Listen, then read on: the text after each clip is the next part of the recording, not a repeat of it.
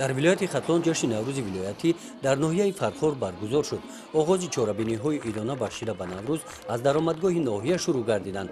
Сокинони ноҳия бо тайёрии ҳамаҷониба бо шеру суруд дар муҳити чунин манзараҳои зебои баҳорӣ, тасвири гули лола, меҳмонони бачашмвора омадаро истиқбол намуданд.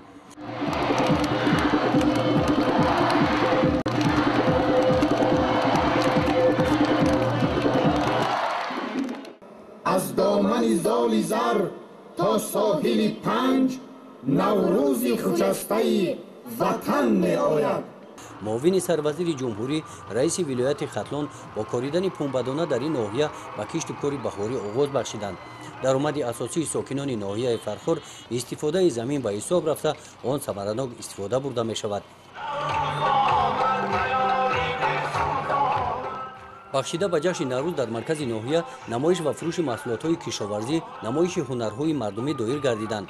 در این نمایش کارخانه‌های استحصالی صنعتی از شهر و ناحیه‌های ولایت خطلان محصولات استحصالی خود را به نمایش گذاشتند.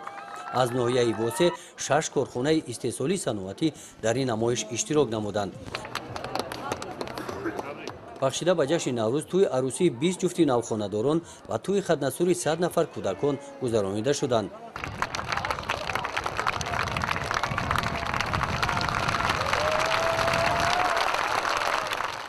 قسمت تنتنوی چورابینی در ورزشگاه مرکزی ناحیه دور گردید. رئیس ولایت خطلان ساکنان ولایت را بخشیده به نوروز بین المللی تبریک گفته قید نمود که برای باز هم آباد و زیبا گردانیدن وطن عزیزمون صادقانه باید زحمت نماییم. کارهای بنیادکاری و سازندگی را ادامه بخشیم. چون مژده رسان نصرت روز سفید. در قسمت فرهنگی چورابینی نوروزی کارمندان اداره فرهنگ ناحیه فرخور با برنامه ادانه تئاتری کنونی شده نوروزی که از تاریخ پیدایش جشن نوروز تا دوره صاحب استقلالی تاجیکستان را در بر می‌گرفت خاطر ساکنان ناحیه را شاد گردانیدند.